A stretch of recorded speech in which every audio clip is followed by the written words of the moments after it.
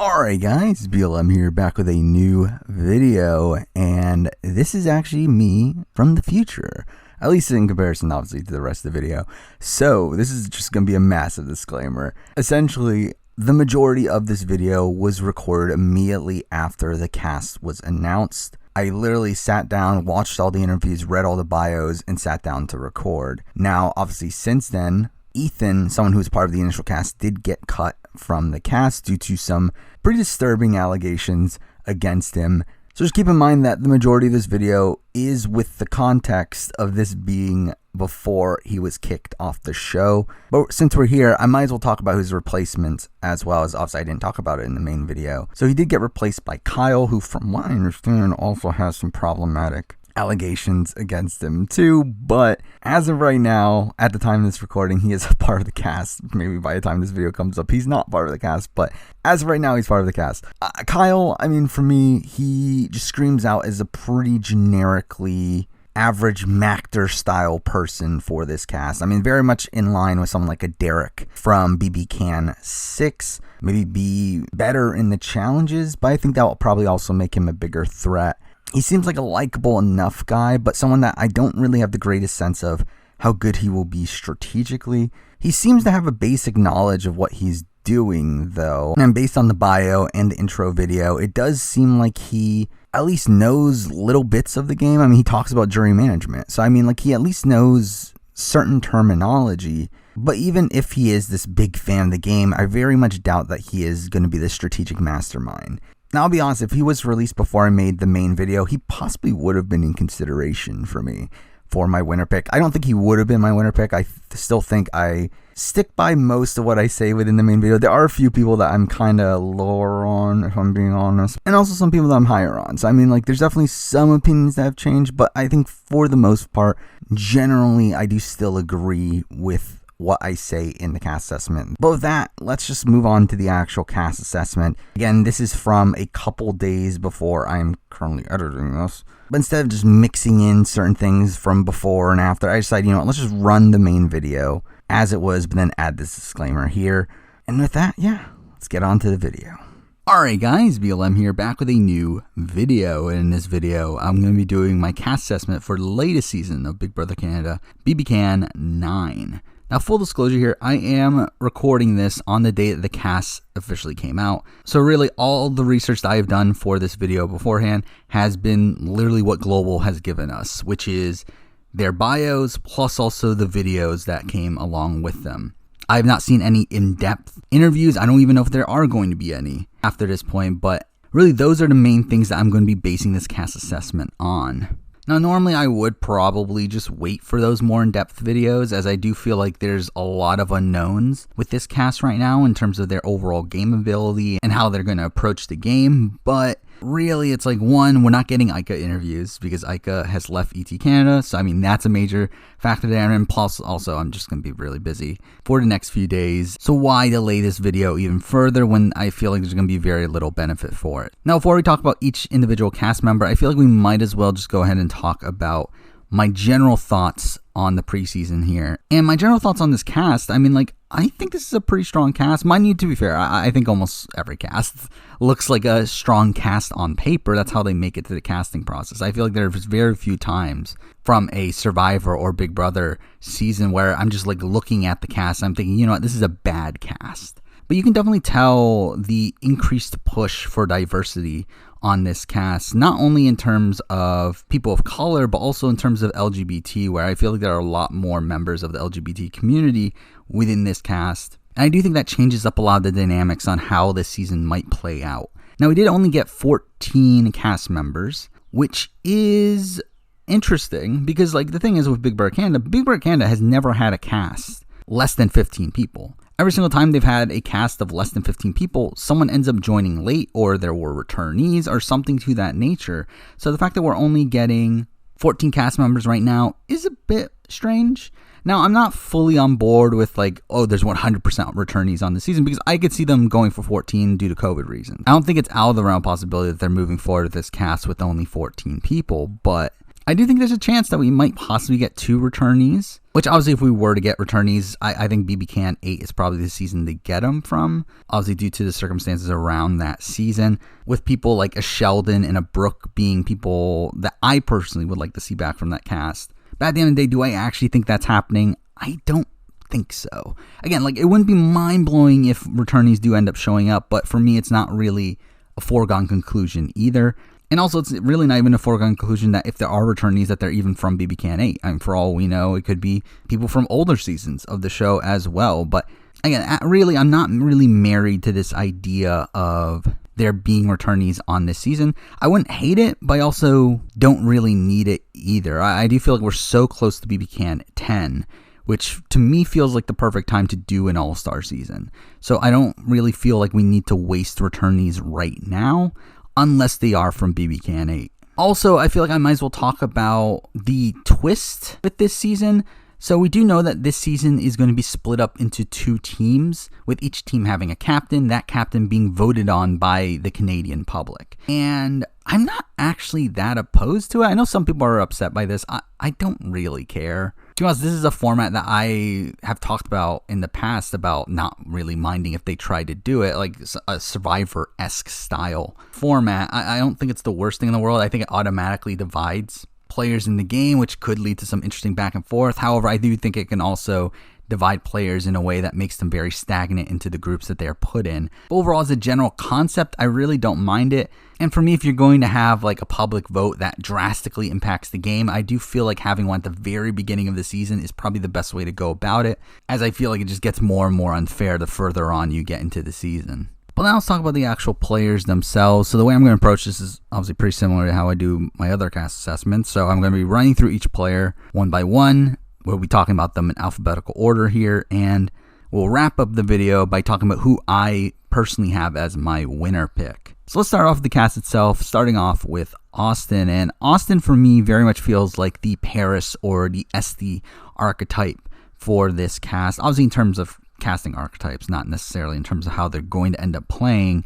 But in terms of gameplay style, I very much see her more in line with Esty than I do with Paris. I feel like from the preseason interviews, I had a lot more confidence in Paris's game ability than I did with Esty and than I do with Austin here as well. I think a lot of that stems from Austin, for me, just comes off as really young, especially in comparison to the rest of this cast. I mean, something I didn't mention is that this cast is a relatively older cast. I believe the average age is 29, which is slightly above average, and I do feel like with Austin being one of the youngest members on this cast, I do feel like that might be something that harms her. I just feel like when reading her interview, a lot of it just screamed out to me that she didn't really have that much life experience, which again, against a field of competitors that seem to have a decent amount of life experience, I don't think that's really the greatest sign here. Plus also, she does mention that she plans on remaining loyal to her alliances, which I mean inherently isn't necessarily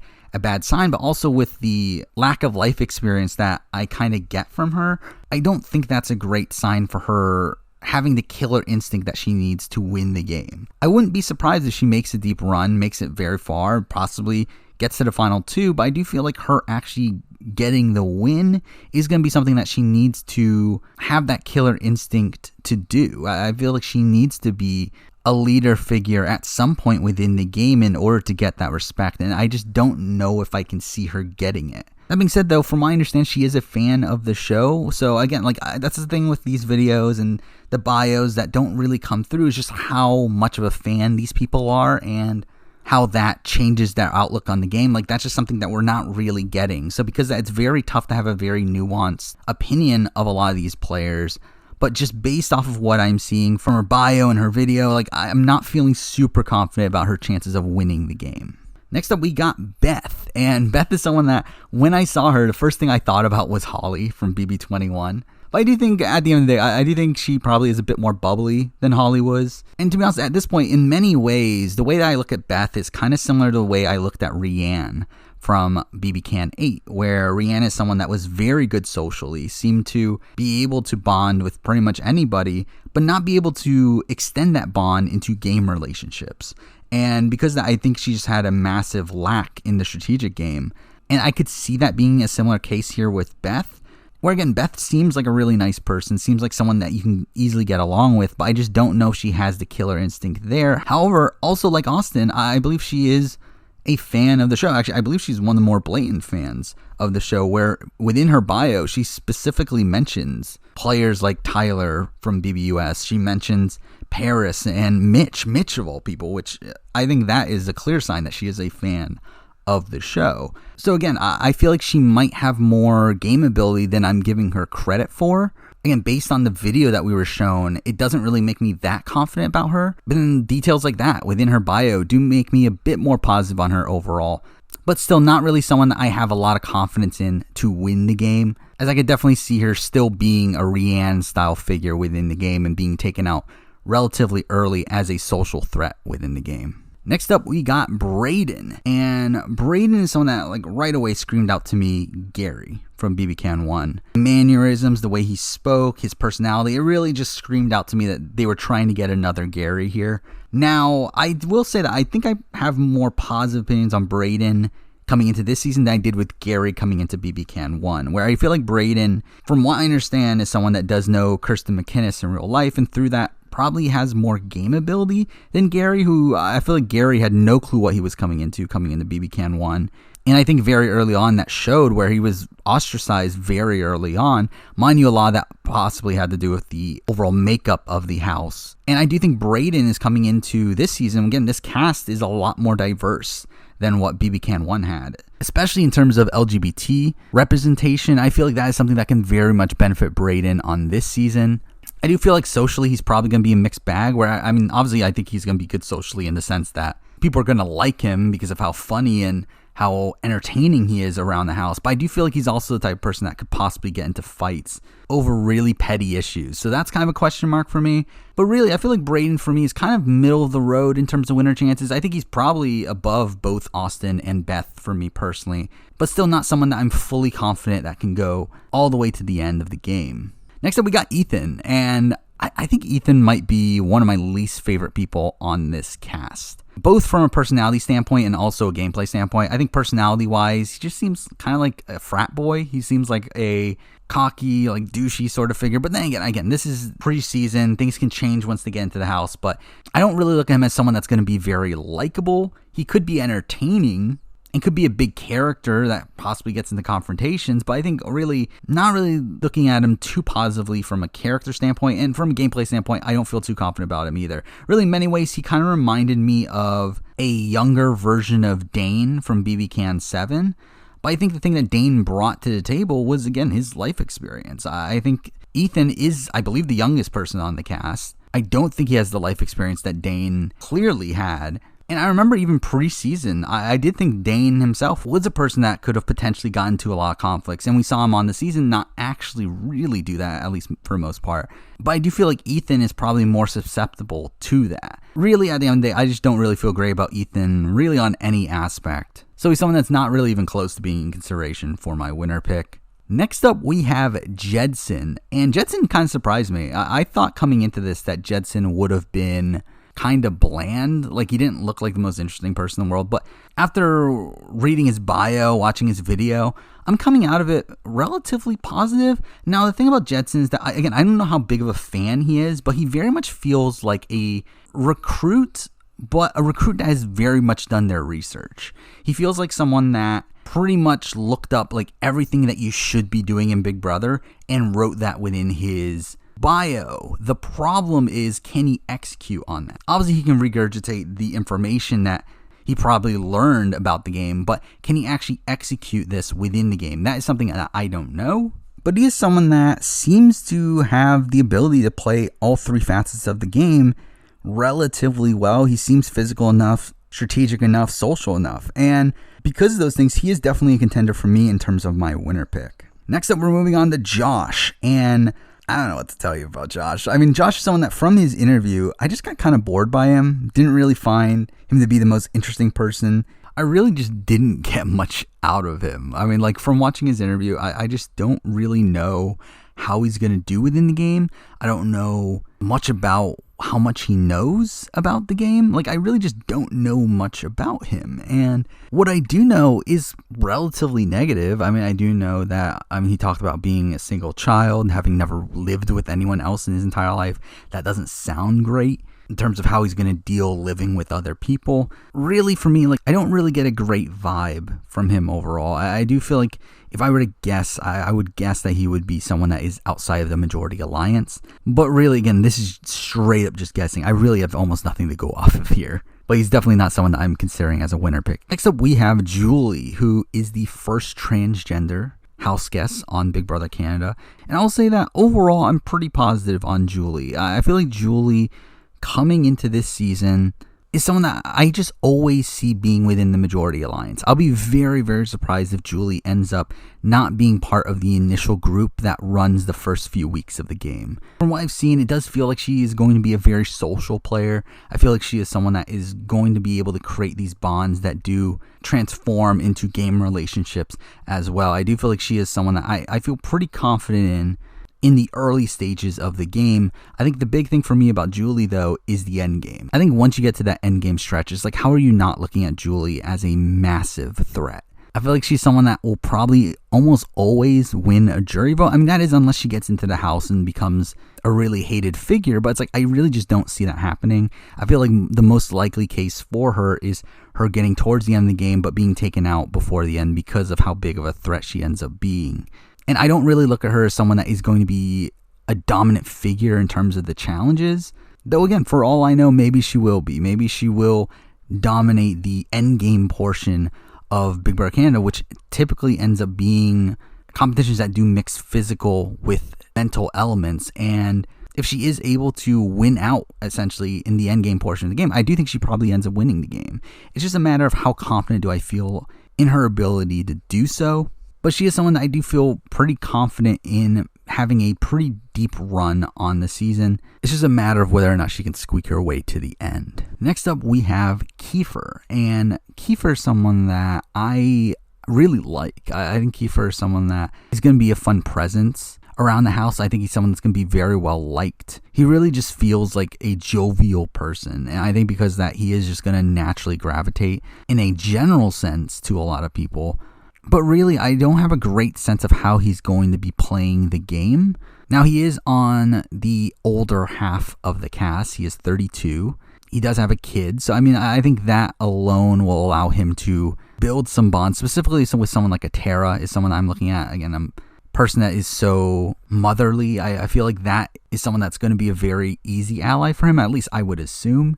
I just don't know how he ends up relating to the Ethans of the world, the Jedsons of the world, the Tashawns of the world. Like, I do feel like there might be some question mark there. But overall, I'm feeling okay about him. Again, he's not really someone that I'm super, super high on. He's not really a winner pick for me because I'm not really looking at him as someone that's going to win those end game challenges, which are very, very important in Big Brother Canada. Along with the fact that I think him being slightly older than the average leaves him more susceptible to being outside of the majority alliance. But I am still feeling good about him as a whole. Like, I don't think he's going to be in early boots, but I just don't know if he can make a run all the way to the end and still have the respect from a jury to get the jury votes. Next up, we have Latoya, and Latoya is fine. I mean, she was likable enough. I think she has an interesting background of being a police officer, which is something that I never would have expected just from seeing her cast photo. Like, I mean, Latoya seems like pretty solid casting here. I do think she is someone that is willing to play hard.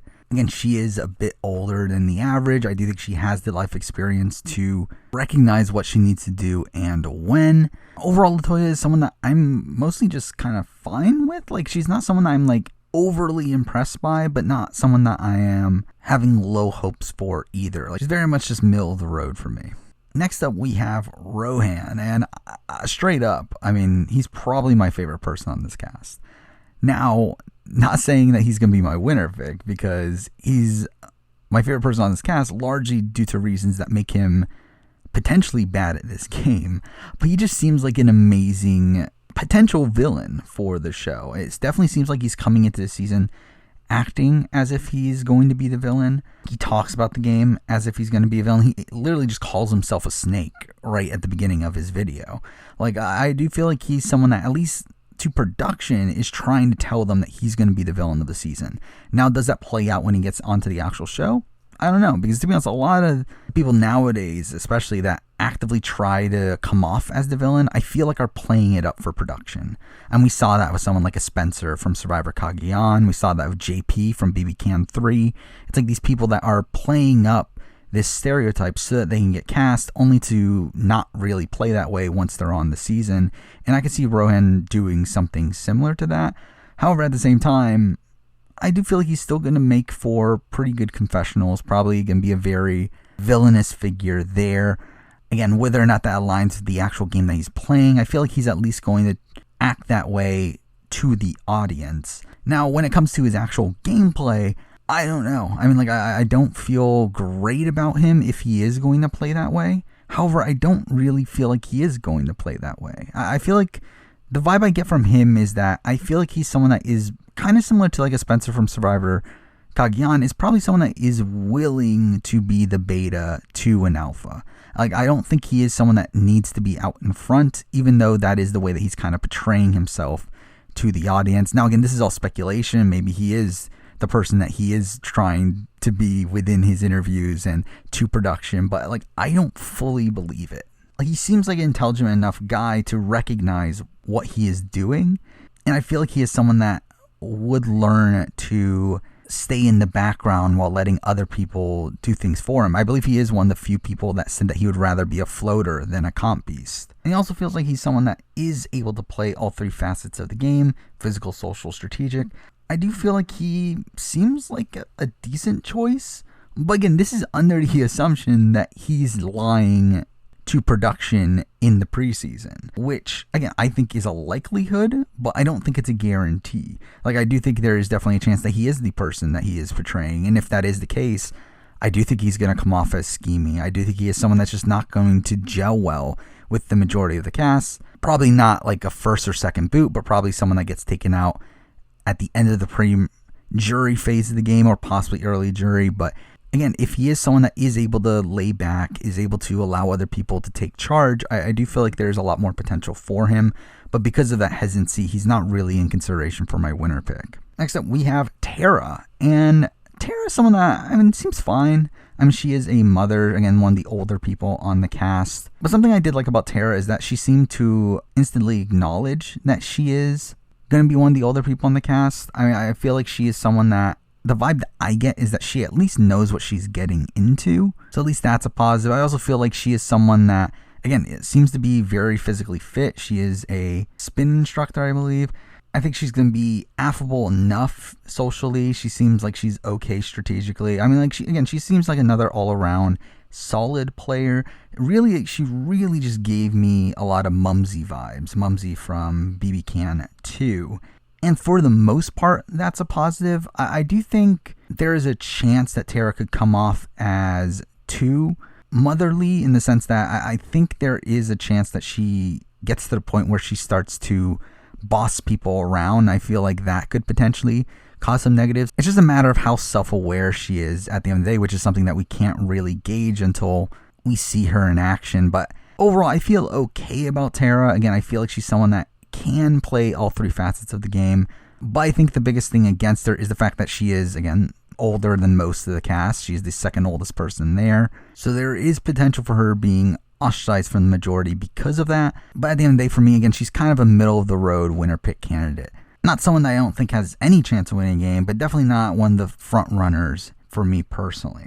Next up, we have Tina. And Tina is someone that, by the end of her bio and her video and everything, I started to like her a lot more. But I will say that, like, right off the bat, she did not give me the greatest vibes. The first thing I thought of was Carol. It just, like, it scarred me last season, just how bad Carol was. And a lot of that was kind of coming back from watching Tina, at least initially. I think by the end of it, she definitely seems a lot more fun. Someone that seemed to be willing to play the game a bit more than I was expecting early on.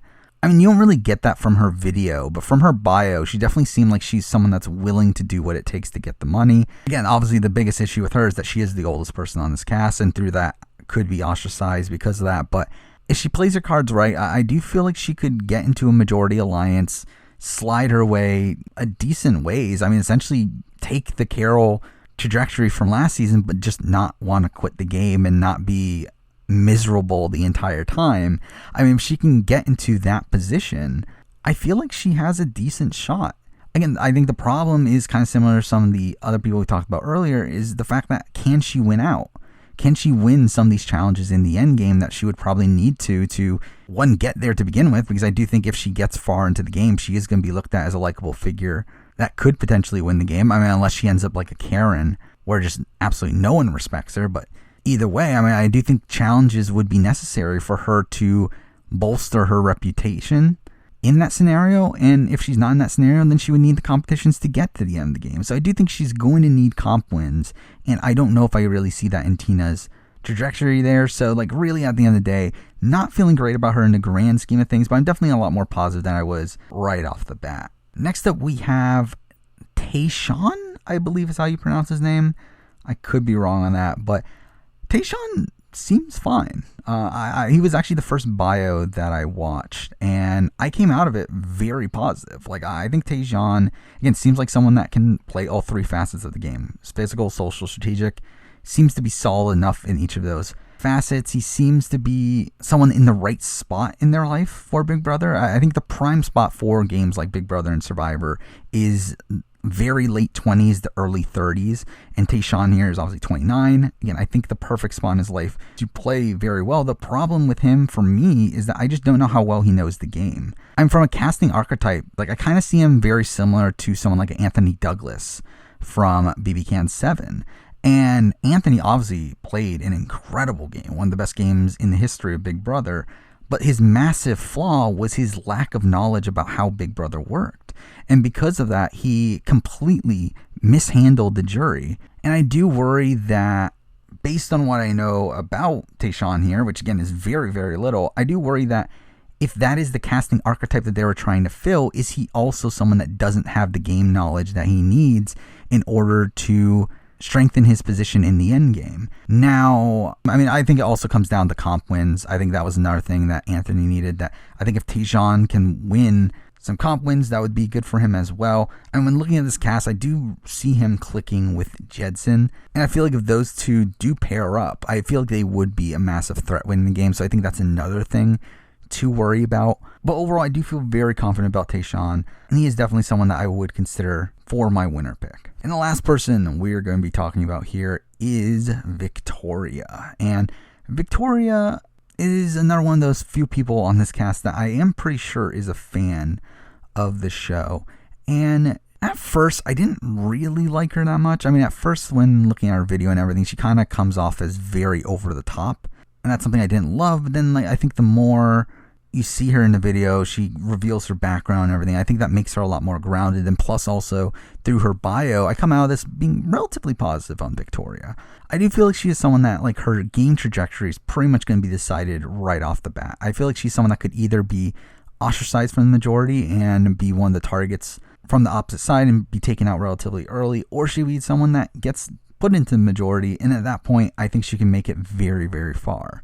I don't really see it in between for her. Now, again, I believe she is a fan of the show. I think through her bio, I think she demonstrated some ability to think about the game critically. I mean, she is someone that I think is also like a perfect age for this season, where she's kind of in between the young and the old, where, I mean, she is on the younger side of the average, but I could definitely see her pretty much aligning with almost anyone on this cast, where I think she has a commonality with a lot of the people here. So I think overall, Victoria should be in a pretty decent spot coming into this season. I do worry about how over the top she is, how supposedly loud she is, and I feel like through that could cause some issues.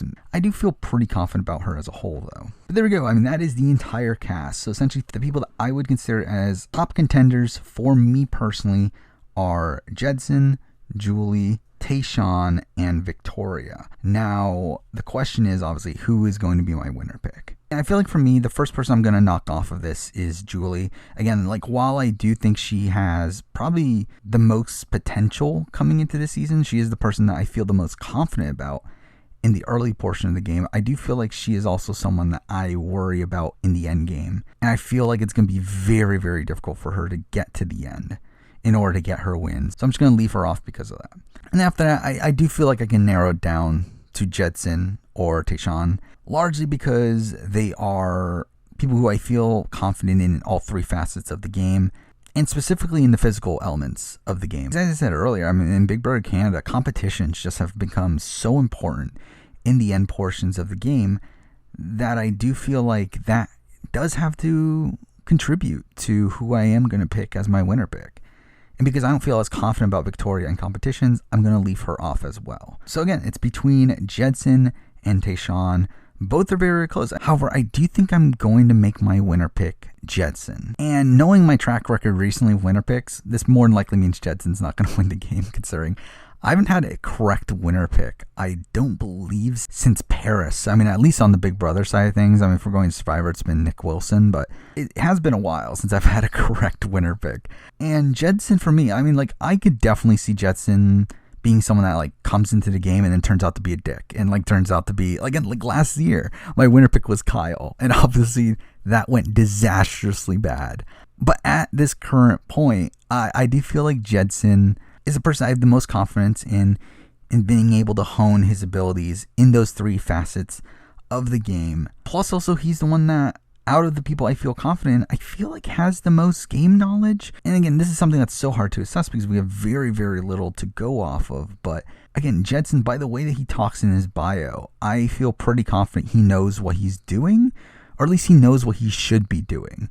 And now, again, the question is, will he execute on it? Who knows? And like, to be fair, I mean, like, Devin was someone that coming into BB16, I felt very confident that he knew what he should be doing, and obviously he did not. So it's like, just because you know what you should be doing doesn't mean that you're going to execute it well and be a good player. But to be honest, this is a cast that overall I don't have very strong opinions on. I'm very much just kind of middle of the road on a lot of these players. So really, at the end of the day, I just feel like Jedson has the most pros for me, where again, like in comparison to Tashawn, I just feel like Tashawn hasn't really shown us the game knowledge that Jedson has. And again, it's such a minuscule thing here. It's very, very minute differences that end up deciding my winner pick here, but I do feel like Jedson is the person I have the most confidence in. But there we go. I mean, that is my cast assessment for BB Can 9. Obviously, moving forward, the way I plan on covering BB Can 9 is very similar to how I did with BB 22 and Survivor Winners at War. Essentially, I am planning on doing a mid-season power ranking around the time of the jury, where I rank the remaining players based on their likelihood to win the game, and also talk about my thoughts on the season about halfway through it.